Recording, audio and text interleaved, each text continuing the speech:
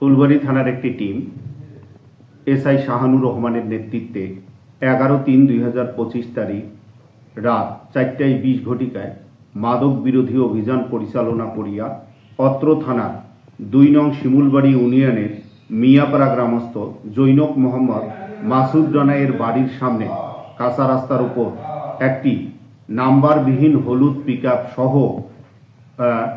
58 KG গাঁজা উদ্ধার করে। গাড়িকে থামানোর সিগন্যাল দিলে অজ্ঞাতনামা চালক গাড়ি রেখে পালিয়ে যায়।